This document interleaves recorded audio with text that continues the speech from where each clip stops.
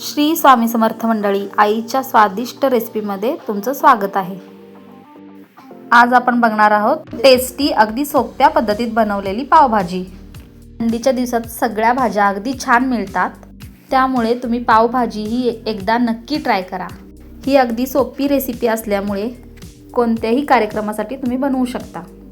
चला तर मग आता रेसिपीला सुरुवात करूया। आता मी इथे 2 वाट्या फ्लावर आणि बटाटे आता साल काढून कट करून घेत आहे। आता इथं मी सगळं स्वच्छ धुवून घेतलेलं आहे। यानंतर आता कुकर मध्ये आपण फ्लावर बटाटा टाकून घेऊया। या पद्धतीने तुम्ही पावभाजी बनवाल तर 5-6 लोकांना आरामात पुरेल आणि सर्वांचं पोट देखील भरेल।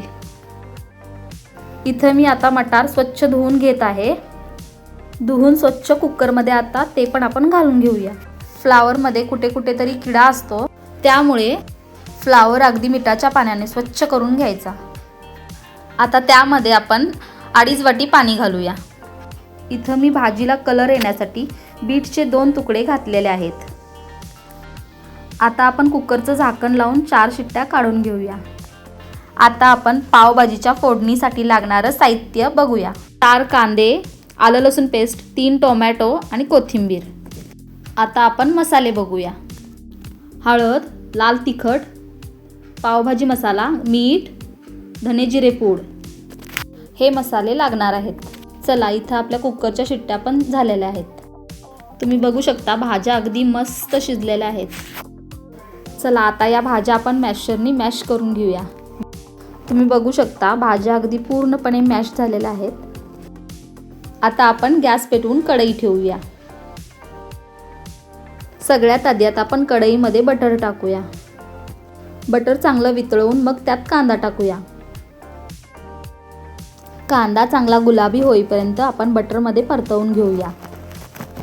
आता त्यामध्ये आलं लसूण पेस्ट टाकूया। यानंतर बारीक कट करून घेतलेले टोमॅटो टाकूया।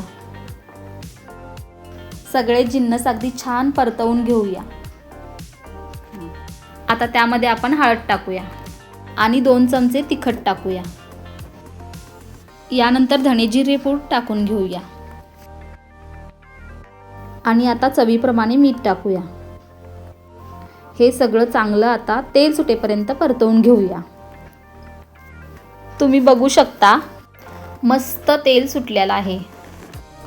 आता त्यामध्ये थोडंसं पाणी घातलेलं आहे।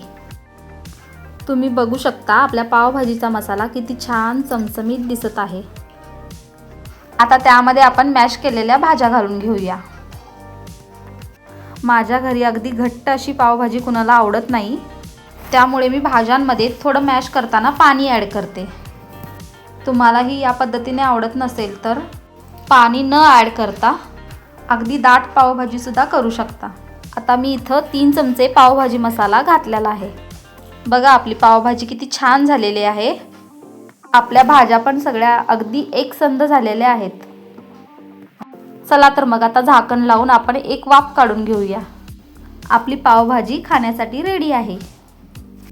आता थोडं त्यामध्ये बटर घालूया आणि वरून कोथिंबीर घालूया। आपली पावभाजी किती छान दिसत आहे। दिसण्यावरूनच कळत आहे की पावभाजी किती टेस्टी झाली आहे। चला, आता आपण पाव भाजून घेऊया। आता गॅस चालू करून पॅन ठेवूया। 2 पाव घेऊया आणि ते मधून कट करून घेऊया।